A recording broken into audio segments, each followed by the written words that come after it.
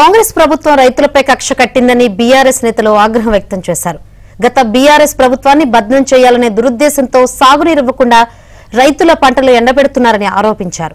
రైతాంగం పట్ల ప్రభుత్వ నిర్లక్ష్యానికి నిరసనగా బీఆర్ఎస్ రాష్ట్ర వ్యాప్తంగా అన్ని నియోజకవర్గ కేంద్రాల్లో రైతు దీక్షలు చేసింది. రైతులను ఆదుకోవాలని కారు పార్టీ నేతలు డిమాండ్ చేశారు.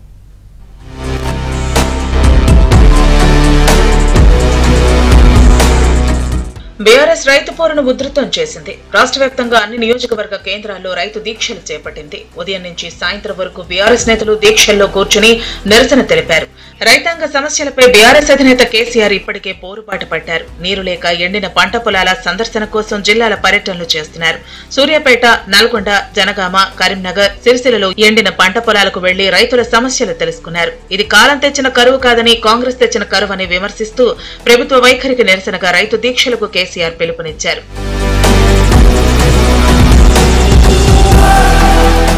బీఆర్ఎస్ అధినేత కేసీఆర్ ఇచ్చిన పిలుపుతో శనివారం బీఆర్ఎస్ రైతు దీక్షలు చేపట్టింది. సంగారెడ్డి దీక్షలో పార్టీ నేత హరీష్ రావు పాల్గొన్నారు.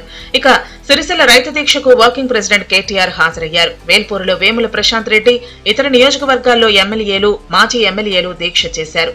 కాంగ్రెస్ 4 నెలల పాలనలోనే వ్యవసాయం సంక్షోభంలోకి వెళ్లిందని బీఆర్ఎస్ నేతలు మండిపడ్డారు. సాగునీరివ్వకపోవడం వల్ల రాష్ట్రంలో దాదాపు 25 లక్షల ఎకరాల పంట పొలాలు ఎండిపోయి రైతులు నష్టపోయారని గులాబీ పార్టీ నేతలు ఆరోపించారు.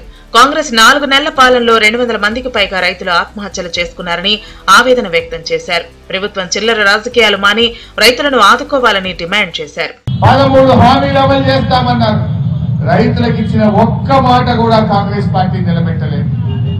డిసెంబర్ 9వ తారీఖు నాడు 2 లక్షల రుణమాఫీ చేస్తామని చెప్పి 4 నెలలైనా ఇవాళ రైతులకు రుణమాఫీ జరగలేదు. బ్యాంకులో వచ్చి ఊర్ల మీద పడుతున్నారు, లీగల్ నోటీసులు ఇస్తున్నారు. బ్యాంక్ అధికారులు రైతులని నానా ఇబ్బందులు పెడతా ఉంటే ఈ ప్రభుత్వం పట్టించుకున్న పాపాన పోలేదు. రుణమాఫీ ఎగబెట్టిండ్రు. వడ్లకు మక్కలకు 500 బోనస్ అని మోసం చేసిండ్రు. రైతు బంధు 15,000 ఇస్తామని దగా చేసిండ్రు. కౌలు రైతులకు 15,000 ఇస్తామని మాట తప్పిండ్రు. వ్యవసాయ కూలీలకు 12,000 ఇస్తామని మోసం చేసింది ఇవాళ కాంగ్రెస్ పార్టీ. పంటలు ఎండిన రైతులకు ఎకరానికి 25,000, ఆత్మహత్య చేసుకున్న రైతు కుటుంబాలకు 20 లక్షల ఎక్స్గ్రేషియా ఇవ్వాలని బీఆర్ఎస్ నేతలు డిమాండ్ చేశారు. ఇక కాంగ్రెస్ ఎన్నికల హామీ అయిన 2 లక్షల రైతు రుణమాఫీ, 15,000 రైతు భరోసాతో పాటు వడ్లకు, మక్కలకు 500 బోనస్, రైతు కూలీలకు 12,000, కౌలు రైతులు 15,000 ఇస్తామని చెప్పిన హామీలు అమలు చేయకుండా మోసగించారని మండిపడ్డారు. కాళేశ్వరం విఫల ప్రాజెక్టు అయితే నంది బ్యారేజ్ నుంచి ఎలా నీటిని విడుదల చేశారని ప్రశ్నించారు. రేవంత్ రెడ్డి, నేను కూడా అడుగుతున్నా, నీ భాషలనే అడుగుతున్నా, మొగోనివే అయితే 2 లక్షల రుణమాఫీ చెయ్యి, నువ్వు ఇచ్చిన మాట ప్రకారం అనే మాట డిమాండ్ చేస్తున్నా.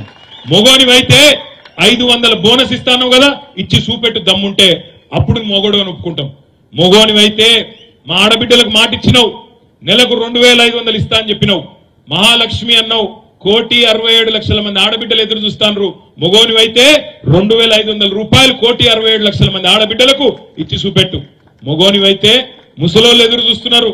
ఒక ముసలవకే ఇస్తావా? ముసలయ్య గుడి ఇవ్వాలి, 2,000 కాదు 4,000 ఇస్తా, ఇంట్లో ఒక్కరికి కాదు 2కి ఇస్తా నరికినావు కదా.